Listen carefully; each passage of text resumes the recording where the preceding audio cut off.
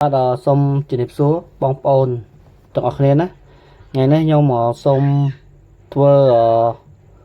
ការអធិប្បាយបន្ថែមទៀតបើយើងនិយាយឲ្យចំអត្ថន័យតែម្ដងទៅគឺធ្វើការសង្ខេបអត្ថន័យការងារមួយចំនួននៅក្នុងសភៅណាហើយចំណុចទាំងអស់នេះគឺខ្ញុំចង់លើកឡើងឲ្យបងប្អូនបានដឹងទាំងអស់គ្នាណាព្រោះអីខ្ញុំក៏មិនមែនជាលោកគ្រូជោគជ័យដែរណាតើថាអ្វីដែលខ្ញុំបានអានបានជួបនិងបានដឹងខ្ញុំនឹងធ្វើការចែកម្លែកជូនទៅបងប្អូនបានដឹងទាំងអស់គ្នាណាហើយខ្ញុំធ្វើនេះគឺទី1គោលបំណងរបស់ខ្ញុំគឺដើម្បីងាយស្រួលនៅពេលដែលខ្ញុំមានពេលទំនេរណាមួយខ្ញុំនឹងចាក់ស្ដាប់ឡើងវិញព្រោះឯវាបើយើងនិយាយឲ្យចំទៅវាជាជំនួយមួយជួយក្នុងការចងចាំរបស់ខ្ញុំណាព្រោះខ្ញុំចូលចិត្តអានអញ្ចឹងពេលខ្លះខ្ញុំអត់បានដាក់សភៅតាមខ្លួនឬក៏យ៉ាងម៉េចក៏ខ្ញុំធ្វើការបើកសំឡេងនេះស្ដាប់ឡើងវិញដើម្បីធ្វើការចងចាំបន្ថែមទៀតអញ្ចឹងថ្ងៃនេះខ្ញុំនឹងលើកឡើងអំពីដើម្បីយើងយល់ដឹងថា4ចំណុចដើម្បីឲ្យយើងក្លាយជាអ្នកដឹកនាំមនុស្សឲ្យមានប្រសិទ្ធភាពណាតែយើងត្រូវយល់ដឹង4ចំណុចហ្នឹងណាដើម្បីងាយស្រួលក្នុងការយើងជាត្រីវិស័យជាចំណុចមួយដែលយើងឈានទៅរកខ្លះជាអ្នកដឹកនាំមនុស្សដ៏មានប្រសិទ្ធភាពណាអញ្ចឹង4ចំណុចហ្នឹងគឺមានអីខ្លះអញ្ចឹងខ្ញុំនឹងធ្វើការជម្រាបជូនបងប្អូនតែម្ដងទៅណាចំណុចទី1គឺយើងនិយាយអំពីយើងជាមនុស្សស្គាល់ខ្លួនឯងហើយមនុស្សដទៃទៀតមិនស្គាល់យើងណានឹងចំណុចទី1តកតងជាមួយនឹងចំណុចទី2យើងនិយាយអំពីយើងជាមនុស្សមិនស្គាល់ខ្លួនឯងហើយមនុស្សដទៃស្គាល់ហើយមនុស្សដទៃទៀតស្គាល់យើងណាអានឹងចំណុចទី2ណាចំណុចទី2យើងនិយាយថាយើងជាមនុស្សស្គាល់ខ្លួនឯងហើយមនុស្សដទៃស្គាល់យើងណាហើយចំណុចទី2យើងបានរួចហើយយើងនឹងចូលទៅចំណុចទី3ណាចំណុចទី3គឺយើងនិយាយអំពីមនុស្សយើងជាមនុស្សមិនស្គាល់ខ្លួនឯងហើយមនុស្សដទៃទៀតស្គាល់យើងណាអញ្ចឹងមានថាចំណុចទី3នេះយើងជាមនុស្សដែលមិនស្គាល់ខ្លួនឯងប៉ុន្តែអ្នកដទៃគឺគេស្គាល់យើងណាអាហ្នឹងចំណុចទី3អញ្ចឹងចូលដល់ចំណុចទី4គឺយើងនិយាយអំពីយើងជាមនុស្សដែលមិនស្គាល់ខ្លួនឯងហើយមនុស្សដទៃទៀតក៏មិនស្គាល់យើងអញ្ចឹងមានថាយើងជាមនុស្សដែលមិនស្គាល់ខ្លួនឯងហើយអ្នកដទៃក៏មិនបានស្គាល់យើងដែរអញ្ចឹងតើចំណុចទាំង4នេះខ្ញុំនឹងធ្វើការបញ្យល់មួយចំណុចដើម្បីឲ្យបងប្អូនបានដឹងទាំងអស់គ្នាថាតើចំណុចទាំង4ហ្នឹងគឺមានអត្ថន័យយ៉ាងម៉េចខ្លះណាអញ្ចឹងខ្ញុំជឿថាមានបងប្អូនយើងខ្លះតើស្ដាប់ឃ្លានេះឬក៏គ្រាន់តែអានទៅលើអ្វីដែលខ្ញុំបានសរសេរនេះគឺយល់ហើយមិនត្រឹមតែយល់ហើយច្បាស់ជាងខ្ញុំទៀតណាព្រោះខ្ញុំធ្វើការសង្ខេបនេះគឺសង្ខេបតាមស្រួយដែរទេណាព្រោះខ្ញុំបានបញ្ជាក់ឲ្យថាខ្ញុំមិនមែនជាគ្រូជោគជ័យទេគ្រាន់តែខ្ញុំធ្វើនេះគឺដើម្បីជួយបង្កើនការចងចាំរបស់ខ្ញុំណាជួយបង្កើនការចងចាំរបស់ខ្ញុំហើយជួយបង្កើននៅចំណេះដឹងខ្ញុំបន្ថែមដែរពួកអីខ្ញុំអានពីច្រើនគឺអាសាផ្លេចអញ្ចឹងនៅពេលដែលខ្ញុំផ្លេចខ្ញុំនឹងធ្វើការចាក់ស្ដាប់ឡើងវិញបាទនឹងអញ្ចឹងខ្ញុំធ្វើការបកស្រាយនៅចំណុចទាំង4នេះណាអញ្ចឹងចំណុចទី1គឺយើងនិយាយចំណុចទី1ខ្ញុំធ្វើការបកស្រាយណាចំណុចទី1គឺយើងនិយាយថាយើងជាមនុស្សស្គាល់ខ្លួនឯងហើយមនុស្សដទៃទៀតមិនស្គាល់យើងណាអញ្ចឹងនៅត្រង់ចំណុចនេះខ្ញុំចង់បង្ហាញថាពេលខ្លះមនុស្សដឹងថាខ្លួនឯងពូកែណាពេលខ្លះយើងដឹងថាខ្លួនឯងពូកែប៉ុន្តែដោយសារតែខ្លួនយើងនេះណាខ្វះសិល្បៈក្នុងការទំនាក់ទំនងបានធ្វើឲ្យមនុស្សដទៃមិនដឹងចង់មានថាខ្វះសិល្បៈក្នុងការទំនាក់ទំនងដែលមិនធ្វើឲ្យអ្នកដទៃបានដឹងគឺយើងខ្វះសិល្បៈខ្វះជំនាញក្នុងការតាក់ទងមនុស្សហើយខ្វះក្នុងការធ្វើការបង្ហាញឲ្យគេដឹងថាយើងចេះណាអញ្ចឹងកន្លែងហ្នឹងគឺថានៅចំកន្លែងហ្នឹងណា ចឹងខ្វះសិល្បៈក្នុងការទំនាក់ទំនងបានធ្វើឲ្យអ្នកដទៃមិនដឹងនិងមិនស្គាល់ពីអ្វីដែលខ្លួនឯងមាននិងចេះអ្វីនោះទេចង់មានថាកន្លែងហ្នឹងគឺយើងស្គាល់ខ្លួនឯងប៉ុន្តែអ្នកដទៃមិនស្គាល់យើងចង់មានថាដោយសារតែយើងខ្វះសិល្បៈក្នុងការទំនាក់ទំនងណាហើយយើងខ្វះជំនាញក្នុងការបង្ហាញឲ្យអ្នកដទៃដឹងថាយើងចេះអ្វីណាចង់តួយ៉ាងឧទាហរណ៍ដូចជានៅពេលដែលអង្គប្រជុំម្ដងណាក្នុងអង្គប្រជុំម្ដង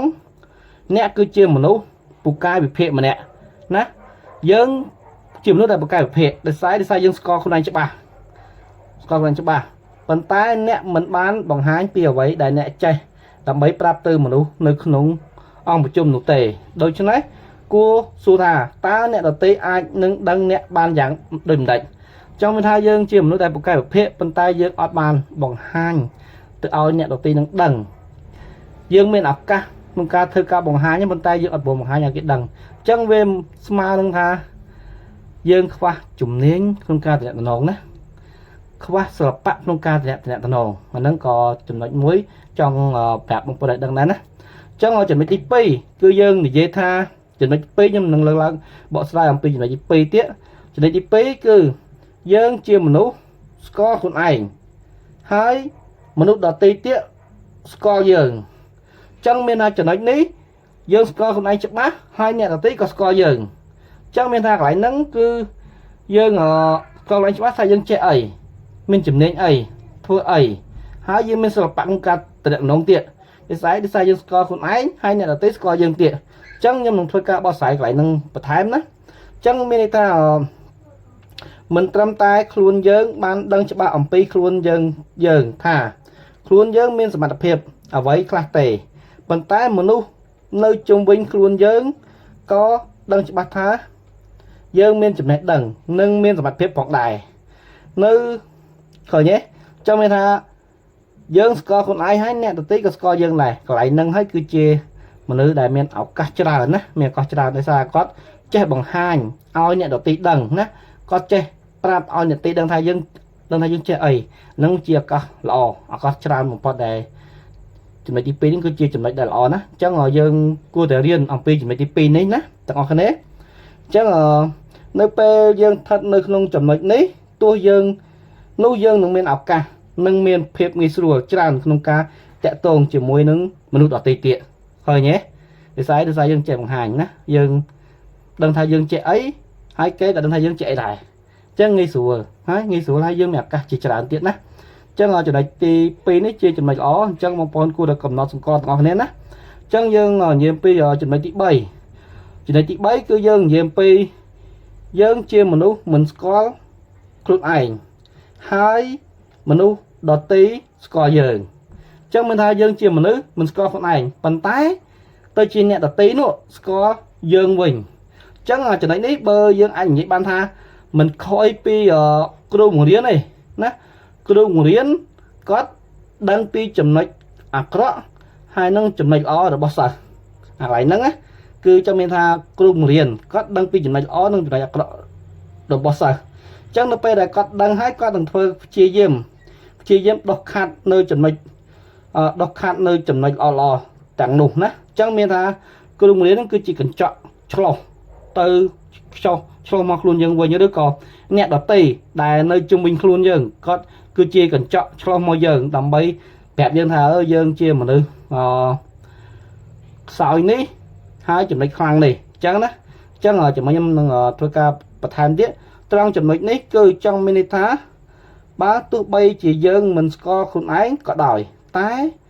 បើមានមនុស្សដទៃស្គាល់យើងយ៉ាងហោចណាស់ក៏ពួកគេនឹងអាចជួយប្រាប់យើងពីចំណុចល្អនិងចំណុចអាក្រក់របស់យើងបានខ្លះដែរឃើញទេយើងអត់ស្គាល់ខ្លួនឯងប៉ុន្តែអ្នកដទៃគេស្គាល់យើងចំណុចទី3នេះក៏ជាមិនសូវកតាជាមិនសូវល្អដែរពួកអីខ្លួនឯងអត់ស្គាល់ខ្លួនឯងផងនោះទៅអ្នកដទៃស្គាល់យើងវិញអញ្ចឹងកន្លែងនេះក៏ជាចំណុចដែលមិនសូវល្អដែរណាអញ្ចឹងយើងយកចំណុចទី2គឺល្អខ្លាំងណាស់ចំណុចទី2រៀនធ្វើមនុស្សក្នុងចំណុចទី2វិញណាហ្នឹងហើយតោះបន្តខ្ញុំសូមមកសង្ខេបទៅលើចំណុចទី4 ចំណុចទី4គឺជាចំណុចមួយដែលយើងនិយាយថាយើងជាមនុស្សដែលមិនស្គាល់ខ្លួនឯងហើយអ្នកដទៃក៏មិនស្គាល់យើងណោះចំណុចទី4នេះបើយើងស្ដាប់ទៅគឺចប់ហ្មងមនុស្សហ្នឹងគឺស្មើសូន្យហ្មងណាខ្លួនឯងក៏មិនស្គាល់ហើយអ្នកដទៃក៏មិនស្គាល់ជាមួយខ្ញុំនឹងធ្វើការបកស្រាយហើយក៏សង្ខេបអត្ថន័យឲ្យអ្នកនរគ្នាបានយល់ដែរណាអញ្ចឹងនៅត្រង់ចំណុចនេះតើអាចនឹងមាននរណាមកប្រាប់យើងបានគឺគ្មានទេដូច្នេះហើយបានជាយើងគួរជៀសវាងកុំស្ថិតនៅក្នុងចម្ពោះទី4នេះឲ្យសោះត្រូវហើយពួកអីខ្លួនឯងមិនស្គាល់ផងហើយអ្នកដទៃមិនស្គាល់ផងឲ្យទៅអ្នកណាប្រាប់យើងណាអត់នរណាប្រាប់យើងមកខ្លួនឯងស្គាល់ផងហើយអ្នកដទៃអត់ស្គាល់យើងទៀតអញ្ចឹងចំណុចទី4នេះគួរជៀសវាងទាំងអស់គ្នាណាកុំធ្វើជាមនុស្សប្រភេទហ្នឹងឲ្យសោះណាអញ្ចឹងចំណុចទី4នេះគឺវាអត់ល្អណាអញ្ចឹងចំណុចតាំងប្រមាណនៅខាងលើមានចំណុចទី3ហើយនិងចំណុចទី4ណាបើយើងនិយាយមកយើងនិយាយយកមកធ្វើជាផលប្រៀបធៀបគឺនៅក្នុងអាជីពនិងខាងផ្នែកគ្រប់គ្រងធនធានមនុស្សវិញខាងផ្នែកគ្រប់គ្រងធនធានមនុស្សវិញយើងឃើញថាមនុស្សស្ថិតនៅក្នុងចម្ពោះទី4ចំណុចទី3និងចំណុចទី4នេះគឺជាប្រភេទមនុស្សគ្មានចន្ទៈចង់រៀនអ្វីដែលថ្មីណាចង់មានថាយើងសង្ខេបទាំង4ចំណុចឡើងវិញចំណុចទី3និងចំណុចទី4គឺជាមនុស្សដែលគ្មានចន្ទៈចង់រៀនអំពីអ្វីដែលថ្មីឬចង់ទទួលបានជោគជ័យនោះទេមនុស្សប្រភេទនេះគឺភាគច្រើនណាមនុស្សប្រភេទនេះគឺភាគច្រើនមិនសូវមានបទពិសោធន៍និងចំណេះដឹងចំណេញទេដែលអាចនិយាយបានថាមិនមានការងារធ្វើហើយមានទម្លាប់គិតតែពីហូបនិងកំសាន្តឃើញទេពីចម្ពោះហ្នឹងគឺជាចំណុចដែលមិនល្អណាចំណុច2ហ្នឹងគឺចំណុចទី3និងទី4ណាអញ្ចឹងសូមធ្វើការចងចាំទាំងអស់គ្នាណាតែទី3ទី4កុំនាំឲ្យធ្វើជាមនុស្សចម្ពោះហ្នឹងណាអញ្ចឹង3ចម្ពោះនេះគឺជាប្រភេទ2ចម្ពោះនេះគឺជាប្រភេទមនុស្សដែលមិនល្អណាអញ្ចឹងចម្ពោះទី3គឺយើងនិយាយអំពីថាមកយើងជាមនុស្សមិនស្គាល់ខ្លួនឯងហើយមនុស្សដទៃទៀតស្គាល់យើងចំណុចទី4គឺយើងជាមនុស្សដែលមិនស្គាល់ខ្លួនឯងហើយអ្នកដទៃគឺមិនស្គាល់យើងទៀតណាអញ្ចឹងសេចក្តីសង្ខេបនេះយើងបានចប់ហើយ4ចំណុចនេះណាគឺ4ចំណុចដើម្បីអាចคลายជាអ្នកងំមនុស្សឲ្យមានប្រសិទ្ធភាពណាគឺ4ចំណុចហ្នឹងយើងត្រូវយល់ដឹងណាយើងត្រូវយល់ដឹងចំណុចទាំង4ហ្នឹងតើធ្វើម៉េចដើម្បីឲ្យคลายជាមនុស្សដែលមានចង់មានថា4ចំណុចហ្នឹងគឺជាចំណុចទាំង4ហ្នឹងតែយើងត្រូវយល់ដឹងដើម្បីអាច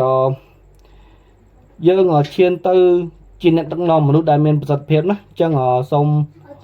ធ្វើការស្ដាប់ទាំងអស់គ្នាណាអញ្ចឹងខ្ញុំសូមបញ្ចប់ទៅនឹងហើយក៏សូមអរគុណដែរសម្រាប់ការចំណាយពេលវេលាក្នុងការស្ដាប់ការបកស្រាយរបស់ខ្ញុំណាអញ្ចឹងខុសត្រូវកន្លែងណាព្យាយាមស្ដាប់តិចទៅព្រោះអីសំឡេងរបស់ខ្ញុំគឺអត់ព្រោះទេដោយសារតែខ្ញុំមិនមែនជាតារាចម្រៀង